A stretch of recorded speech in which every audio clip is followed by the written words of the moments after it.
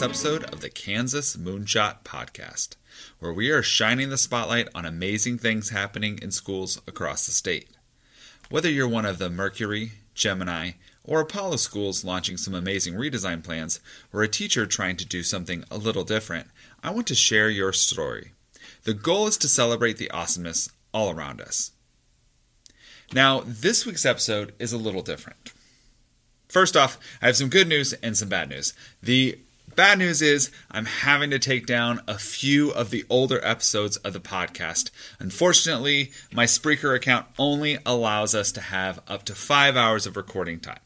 The good news is I have to take it down because we're on episode 24 of the podcast.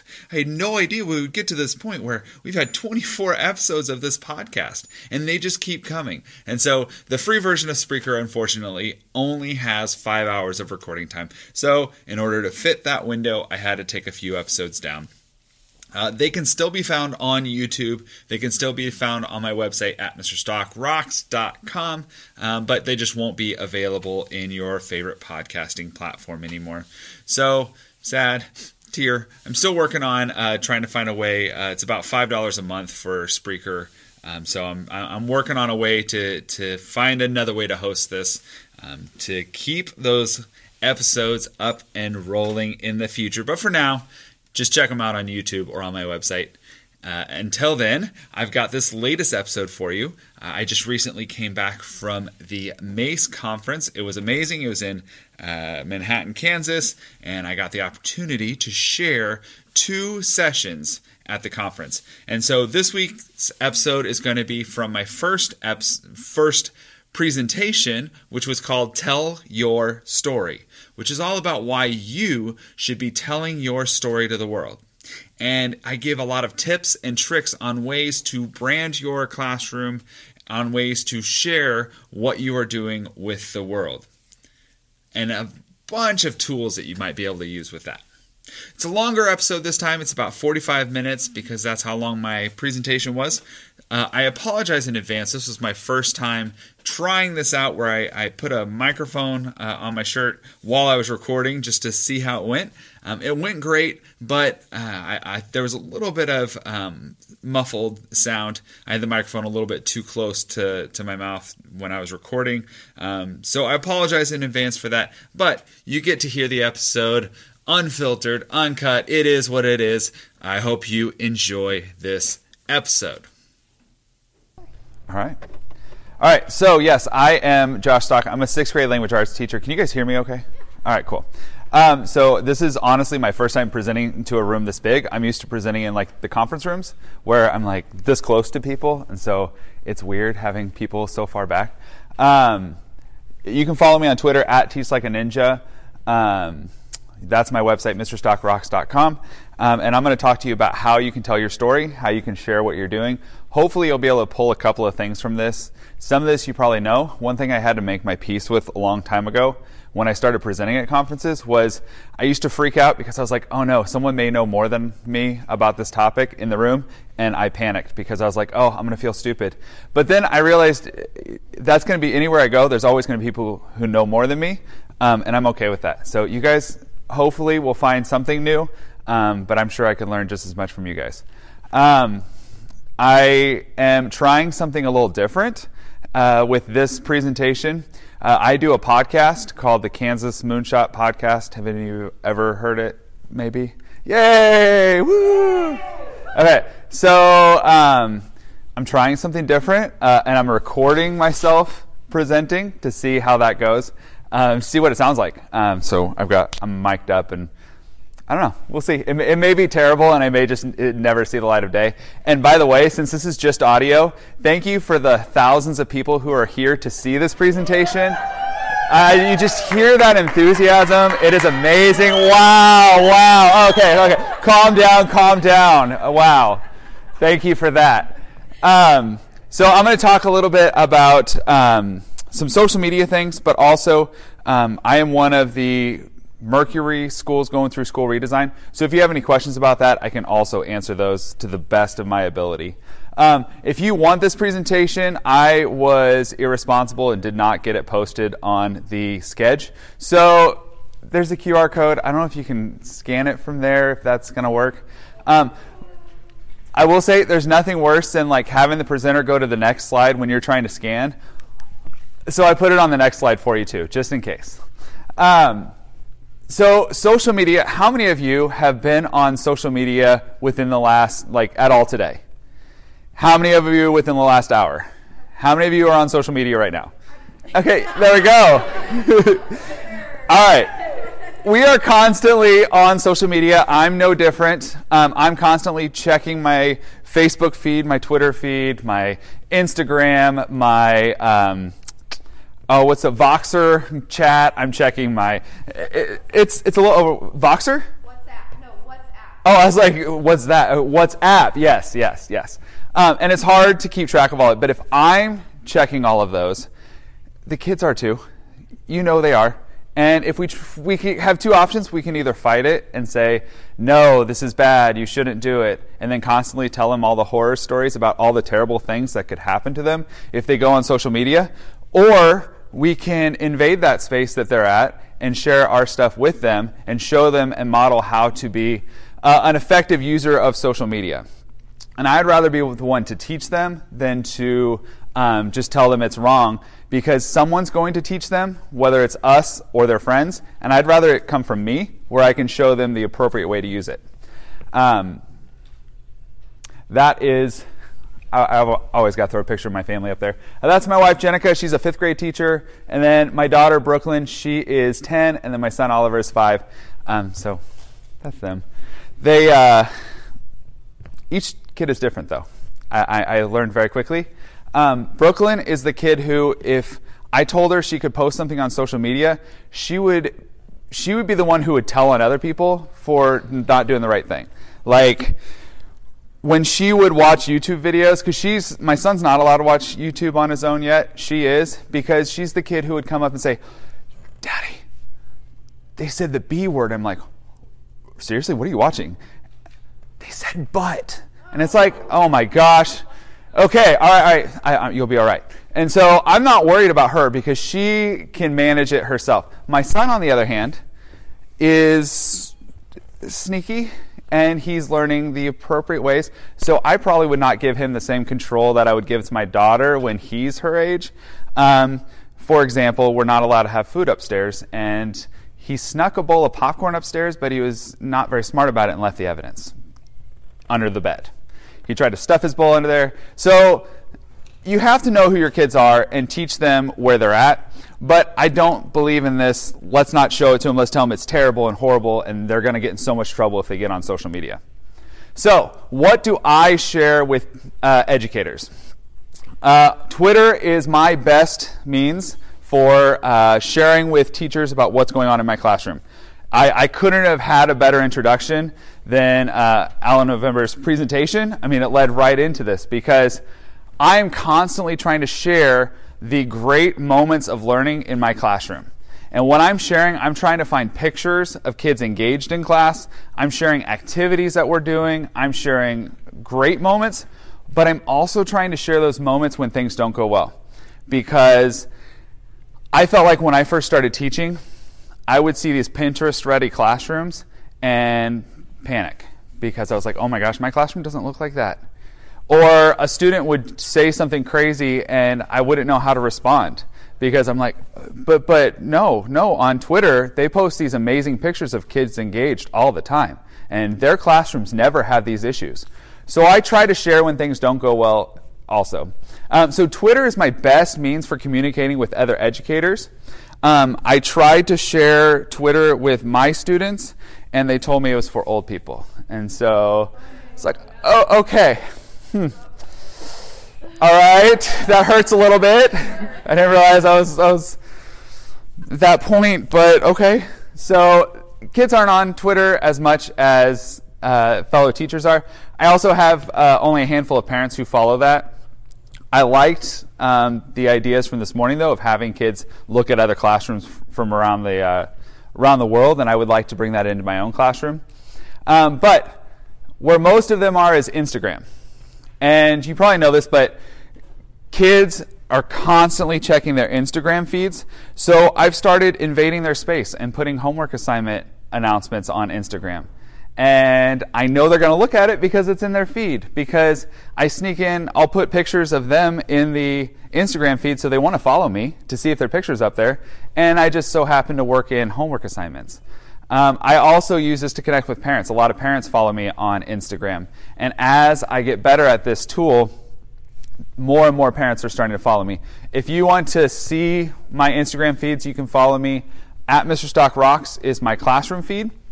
And then Teach Like a Ninja is my professional feed. And you're more than welcome to follow me. One thing I did do with my classroom feed is it is a private feed just because it avoids the spam garbage friend requests. But that's the only reason. I go through, if someone tries to friend me, I make sure they're a real person, and then I approve it. That does cause some snags with some of the other tools that I'm going to show you in a little bit. So most of you are probably pretty comfortable. How many of you are comfortable with Twitter? You're good? Okay. You're probably pretty comfortable with Instagram? Yes? Okay. I was not until last year. Instagram was one that I wanted to tackle, but I kept pushing it down the road. So I'm slowly getting better at Instagram. My students are very good at critique. I make my students sound mean. They're not, but they're good at letting me know when things look like an old person. Apparently, that's what they think of me.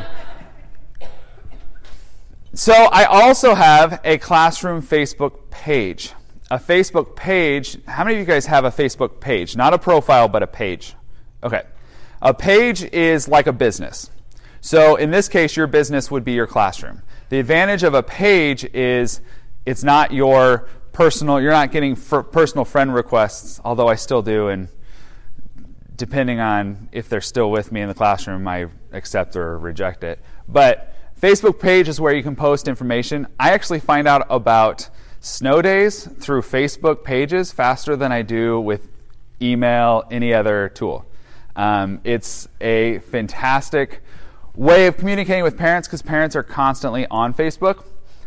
And anytime you can make a meme out of one of your students, they will become a legend. This is William, and he kept saying, "Be responsible, bro," because we were doing some SEL lessons.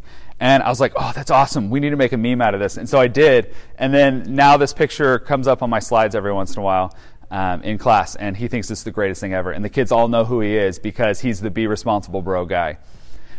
If you ever want to make a meme out of something, just search meme generator. And there's a bunch of them out there. And it's super easy. You just upload your picture, add text to it. And kids think it's the coolest thing in the world. Any questions about any of that? All right. Are you sure? Okay. All right, now, it's great for sharing school updates. It's great for showing kids engaged in learning. Another thing I've started doing is class update videos. So if I want to share what's going on in class, I'll pull the student aside and have them do a quick 1-minute video that I can post to Facebook.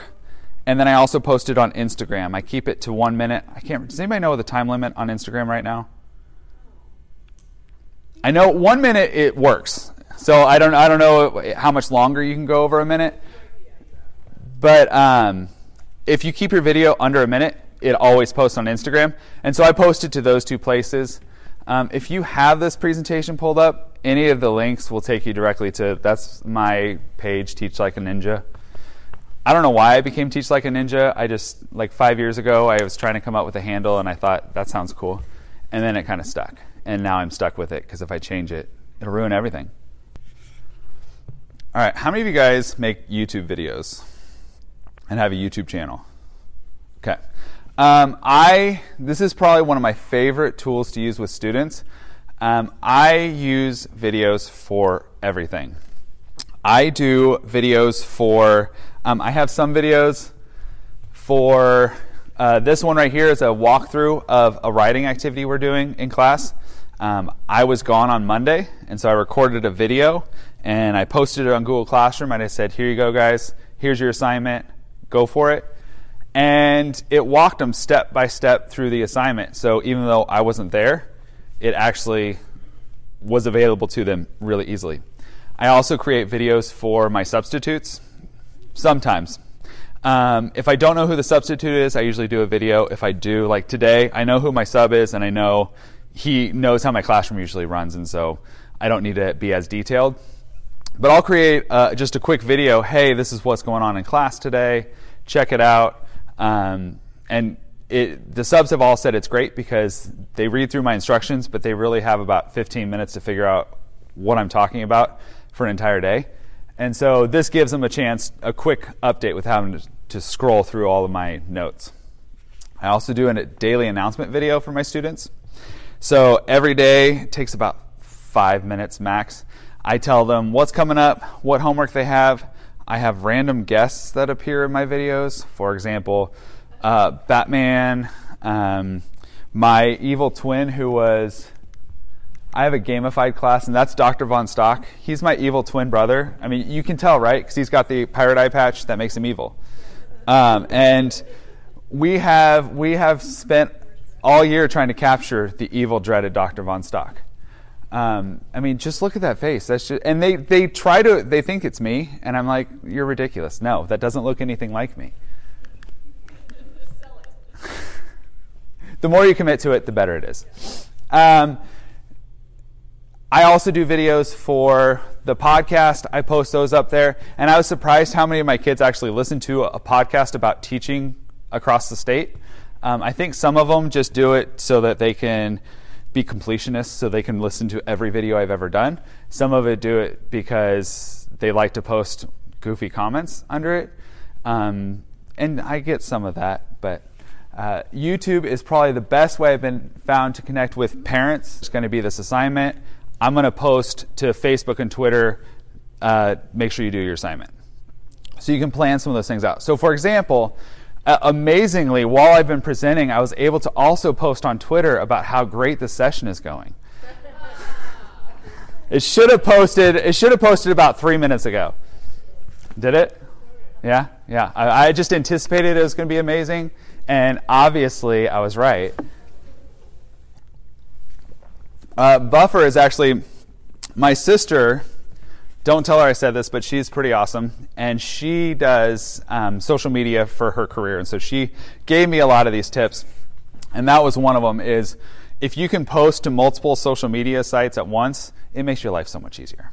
If you can schedule out your posts, it makes your life so much easier. My goal by the end of this year is to get to the point where I'm posting something positive from my classroom every single day, because there are a lot of stories out there about education, and I want to make sure that I am putting as much positivity towards education as I can and showing the incredible things that my kids are doing. So that is Buffer. It is great. The reason why I don't put Instagram on here is because for a long time Instagram didn't play well with others. It wouldn't allow you to share with other sites, but they've started to release some of those controls, so you could actually post on Instagram on this. Any questions about any of that? I do have Yes. First question, can you do GIFs? Yes. Okay. Wait. Because I'm No, you can't. No, you can't. Okay, yeah. And is there any limit to like how many you can schedule? Yes. So you can do 30. Actually, no. You can do 10 per account at one time. But then as soon as it posts, then you can post a new one. Whereas the other one, you can do 30 total divided up between. So if you want to do 25 on Twitter and 5 on another site, you can do that. But again, I'm lazy and I don't want to learn another program, so I'm sticking with Buffer. Again, a lot of this is just because I'm lazy and I want to find shortcuts to everything. And let me rephrase that. I'm not lazy. I'm just very busy as a teacher, and I've got a lot of responsibilities, and I'm trying to find ways to do what I want to do while still not slacking on my other responsibilities. Have any of you guys ever used if, this, then that? Nope. Awesome. Okay. This one is a game changer this one's a little bit more techy, but if, this, then that is a website where people write code. Sometimes it's the company itself. Sometimes it's just freelance people just sharing to the community. And it is a way to connect different tools together. So for example, anytime I post on Instagram, it automatically posts on Twitter for me.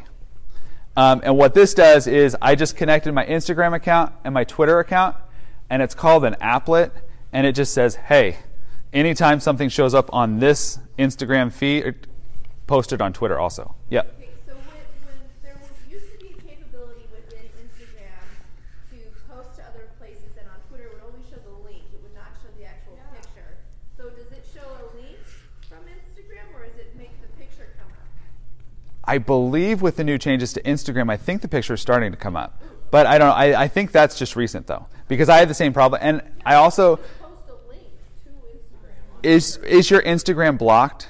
Or like a private account? Oh. That's what does it, because my other one shows the picture. Yeah, that's the problem I ran into also. Okay. And so I have to decide, would I rather get garbage friend requests or like, I mean... Yeah. So this is also cool if you have things like a Nest thermostat in your home. You could actually program it to connect to the weather, and if the weather drops below 50 degrees, it turns your heat up 3 degrees on your thermostat. Like, as things become more connected, programs like this will connect all those things together. I know, it's crazy. And be warned, though, you're going to get sucked down the rabbit hole, and you're going to look up, and it's like 5 hours later, and you have no idea what just happened, because there are so many cool ways to connect it, but then you're going to want to go out and buy all these, like, Nest thermostats and everything connected. There's one that you can connect it so that you can connect, somebody connected a Raspberry Pi to their blinds so that if it was a sunny day, the blinds would close. I know, it's just crazy what people come up with. So there's that. You're welcome for taking a lot of time from you because you're going to get hooked, and then, yeah, it's just... So when I post social media, first off, if you're posting on Instagram, I didn't know this when I was taking my pictures, but I was taking bad pictures for Instagram. They were good for Twitter, but not Instagram. Because you want square pictures for Instagram. It's the square tool on your phone. I just thought people liked square photos for some reason. I didn't know that it was actually good for something like social media. But I also use Canva. Canva is great for designing really interesting, artistic-looking posts. I'm still learning Canva. Before I did Canva, I actually used Google Slides because that was easier for me. This theme that you're looking at right now, I actually found online. I just did a Google search. I didn't realize there were a bunch of cool themes for Google Slides because I thought that was one of the downsides of Google Slides is it didn't have all the fun fonts. But apparently it does, and apparently it's really cool. So if you like this, just do a Google search for Google Slides. This is new this year. I'm starting to form photography teams in my class. These kids, I'm training them how to take an interesting photo because they want to take the picture from like way far away and you can't even tell what's going on.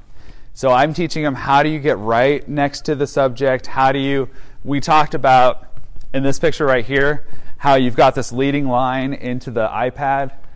We talked about getting kids who are engaged in work. We've talked about, again, leading lines, getting a different, unique angle to it. The reason why I'm doing this is, again, I want to use my time wisely, and having me go around and take pictures of my classroom is not efficient.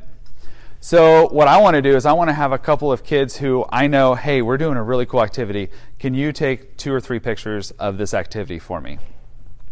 Eventually, I would love to get to the point where they're posting online for me, but I'm not there yet.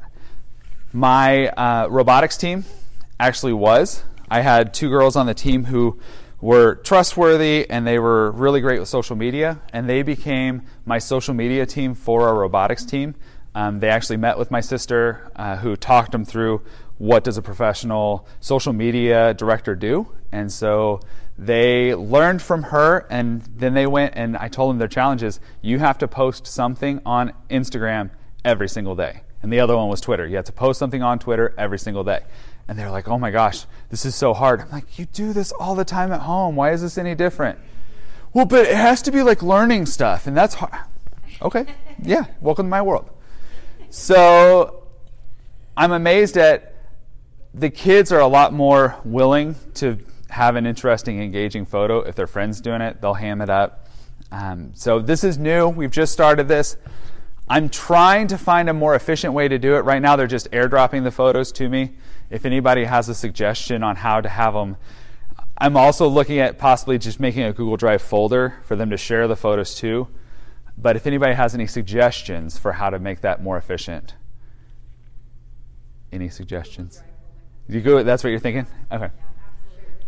I thought you guys were going to have some magical solution to my problem. That's the whole reason why I said I was going to present, is you guys were going to solve my problems. Do you want to look at them individually or all together? All together would be fine, as long as I can post them. Have them all put it on a single Google Doc together. Oh, there we go. Okay. And they can all look at it themselves and see each other's work. I like it. I like it. Just a running one. Then I can make a table that they can post it in for each day, so then you can see what day it was posted. I like that. You can also peer review as well. See, I knew if I brought it to the experts, you guys would be able to help me out. So, that's all social media. Yes. We're at right now. Yes, and. Well, we were just talking about Google Slides, and you could use the comments at the bottom to add any Notes about. to that picture. But then if you have one picture per slide, it would be easier to flip through. Yeah. I like that too. Then if you have parents come through, you can have that playing in the background. Yeah, it's already got like a slideshow. And I don't even have to put it together. See, you are on my wavelength now. And, yep, embedded on your website. We're all about efficiency. Yes. All right. Next up is podcasting. This has been something, my big project. 10 years ago, actually it was about 9 years ago, when I first started teaching my newspaper class, we started podcasting, and nobody knew what podcasting was or cared. And so we had our newspaper podcast on iTunes, and I listened to it, and I think they listened to it, and maybe their parents listened to it, and that was it, and it was just done. But now podcasts have taken off. And podcasts, I was surprised at how easy it is. Well, there's one step in the process that's a pain, and the rest of it is super easy. So I'm a part of 3 different podcasts. The first one is the Kansas Moonshot School Redesign Podcast, where I interview people from across the state about things going on with the school redesign process. I said process way too many times. I apologize.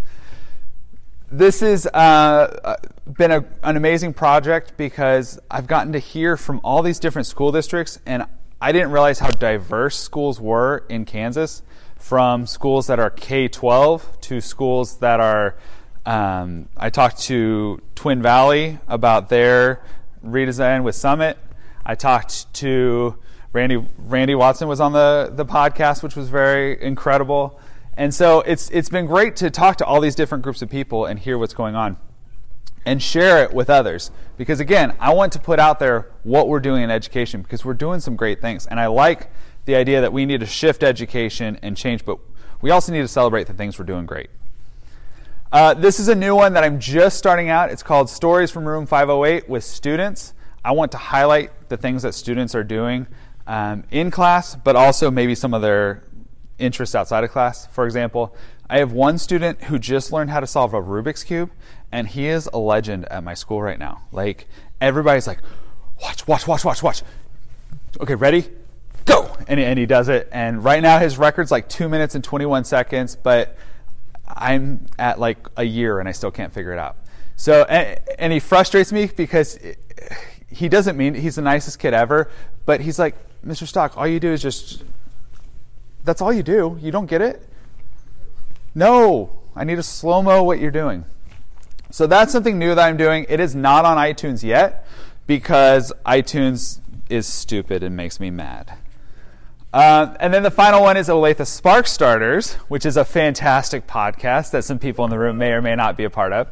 And this one is highlighting teachers in our district because I know what goes on in middle school. I know a little bit about high school. I know zero about what goes on in elementary in our district, because other than what my wife tells me about her 5th grade classroom. But I don't know what's happening in 4th grade, 3rd grade. I don't know about teachers on the other side of town. We have 32, 33 elementaries. Oh, there we go. We have 36 elementaries. I can't keep track of all that. And so what we're trying to do is highlight the amazing teachers in our district and share some of their stories. so that you know, oh, I need to communicate, I need to find a better way to engage with kids. Oh, I can talk to Amy Hillman at Santa Fe Trail because she's amazing. So I went through all of these. When you decide you want to host a podcast, there are a couple of things you need to know. You need to decide on how you're going to host it. You need to have a microphone. You need to record an episode, and then you got to connect it to iTunes if you want it to show up in the podcasting app. Each one of these is clickable. I use Spreaker. Spreaker is, and again, the only reason why I use Spreaker is because I posted on Twitter that I want to do a podcast. How do I host it? And Chris Nesi from the House of Ed Tech messaged me back and said, hey, try Spreaker. It's what he uses, and it works great. All the hosting site does is it houses your file so that it can go out to all the other sources. So I posted on Spreaker, and it goes to Facebook, it goes to YouTube, it goes to SoundCloud, it goes to, I feel like Tumblr, all in one post. I post it on there, and it does all the work for me. Spreaker, you can have up to 5 hours of audio on there, and then it starts deleting them off. And sadly, I hit my cap this week, so I had to take down 3 episodes of the Kansas Moonshot podcast. I know. Anchor's another one that's really popular. It's great. Most of them have an app that you can record directly from the app. I record most of mine in a website that I'll show you on the next slide.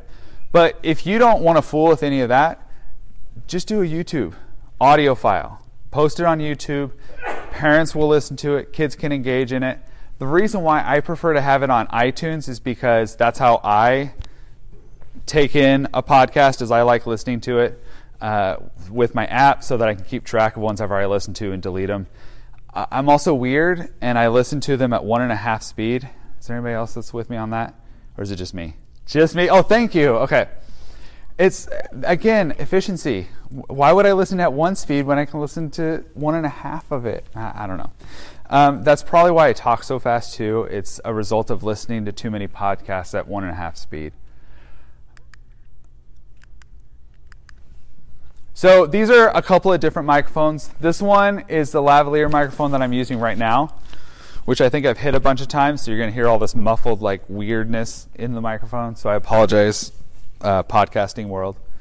The blue Snowball microphone is probably the most affordable out of all of them. It's heavy duty. I've had kids accidentally drop it. I wouldn't recommend it because it might break, but so far it hasn't.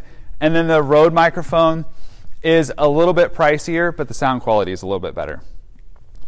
All of these I received, well, that one I got for Christmas, but these two I got through Donors Choose grants. And that's how and it's just been a piece by piece by piece basis. Like 1 year I got 2 Snowballs, 1 year I got a Rode microphone, and so I just slowly stockpile all this. And now people in my building know that I have them, and I just loan them out to people. We also, for the Olathe Spark Starters podcast, use the Yeti microphone. But honestly, as long as you have a microphone, you should be good. You can use audio from your phone, but it can be kind of echoey if you listen to it. There we go. All right, I record my stuff into a program called Voicemeeter Banana. You don't need to go to that level of audio quality, but I just do it because then I can modify, just change the volume, because sometimes I get too loud for the microphone because I'm a loud person, and that helps me adjust that. And then I edit it in Audacity. Audacity is free. It's great for sound editing. I go to another step and edit my stuff in Camtasia, which is like a video editing software, but that's just because that's what I'm familiar with. I'm not as good with sound editing as some people. Ariel. Ariel is the one who edits the Olathe Spark Starters podcast. No, it sounds amazing. But see, I can't make it sound amazing when I do it. It's just too much work. All right. 2 other tools that I'd highly recommend, and they have a lot of different uses. Zencastr is a tool for recording an audio conference. So it's kind of like a Skype call, only it's just sound. The reason why I like Zencastr is because if I'm recording a podcast, I don't want the internet to flake out. Not that it ever would. I mean, technology in schools are always amazing and never have issues. But just in case that the strain of that video file is a lot harder to manage than an audio file. And so Zencastr allows me to do audio recording. So I set up a time, I'm going to contact you, and it's basically like doing a phone call. It records my track audio, and it records their track audio in one spot, and then I can just download it. So that's how I record with people from all across the state, is we both get on at the same time. I have a panic attack until it actually works and connects, and then we're good. And then I record. The other tool that I really love right now, and this would have a ton of different uses, is Calendly. Calendly is a scheduling app. What it does is you go to the website, you create an event. So in my case, it's a podcast episode. And you can put every single time you're available and then just send the link to people. If they want to chat with you about something, like if you want to do office hours for your class, you could set every time you're available to have a chat with them, and then they could go to that link, click on the one they want. It automatically sends you an event into your calendar and them an event in their calendar. If you change something in it, they see it. I mean, it does all of that for you, plus it takes that time off, so it's not available anymore. So I'm thinking for parent-teacher conferences. You want to set up scheduled conferences, put all the times that are available. Parents go sign up, click on the one they want. They goes away, and nobody else can get that spot. It's been really great for setting up the podcast episodes. And so far, I haven't had any glitches or bugs with it. I schedule it on Calendly, and then I post a link to Zencastr.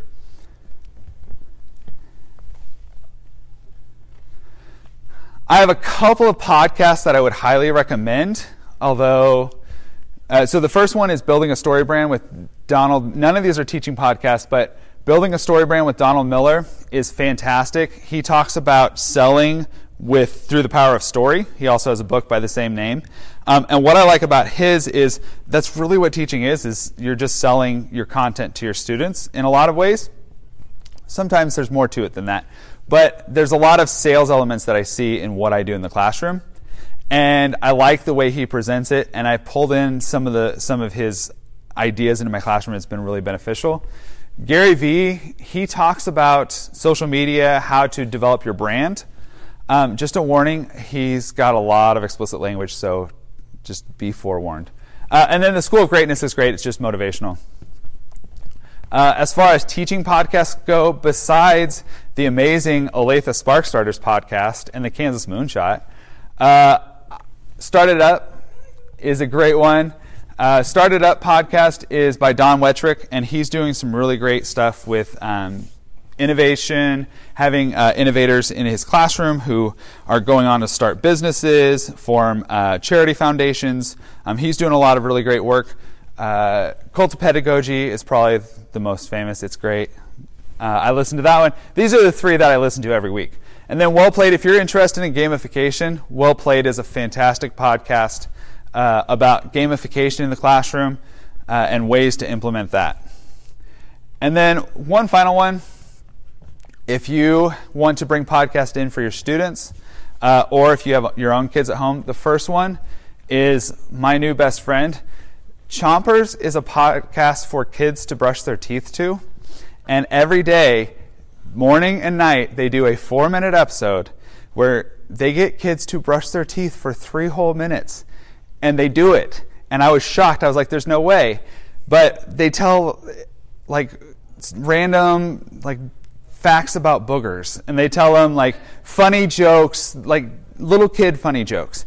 And they tell history. And one of them was about like fairy tales from different parts of the world. And they're just short little snippets that the kids are engaged in, and every 30 seconds it says, okay, now switch to the other side of your mouth. And then it's like, oh, don't forget to brush your tongue. And then it says, go to the bottom of your mouth. And so if you don't get anything from me, if you need a motivation to brush your own teeth, that's weird. But if you need motivation, go download Chompers. It's a great app. And then Brains On, again, I believe it's from NPR, but they do a lot of facts for kids. One of my favorites was an episode on Mars, and it treated Mars like a teenager, and he was really moody, but it had all kinds of facts about Mars, and my kids, every time we got in the car, wanted to listen to that one. So those are just 2 great podcasts for kids, and that is all I've got. Do you guys have any questions about, I know I covered a lot. Yes? I just find, like, I've tried repetitively to listen to podcasts, Uh-huh. and my mind is just rabbit hole, and then I go look something up on, I'm listening still, but then it sparks something in my brain, I gotta go look it up on Twitter, or I gotta go, I think I saw a blog post about that, so then I go, and then the podcast is still playing, but I'm reading the blog post, we all know it's crazy. Yeah. And I can't, like, Focus in on it. and maybe I should learn that way. Like, Well, we all have different. and I don't know if that's necessarily a bad thing, though. I mean, if it's sparking something interesting for you, I listen to it mainly like when I'm doing the dishes, because then it's a boring task, and so makes it a little bit less boring. All right, I'm going to end the podcast. All right, thanks for listening to this podcast episode. Until next time, book it forward and be awesome. Now that is it for this episode. For more information, check out my website, MrStockRocks.com. If you know someone doing something awesome in their classroom, let me know about it. I'd love to have them on the show. You can email me at teachlikeaninja@gmail.com or follow me on Twitter and message me there at teachlikeaninja. I've been your host, Josh Stock, 6th grade language arts teacher and self-proclaimed awesomeness expert. Until next time, book it forward and be awesome.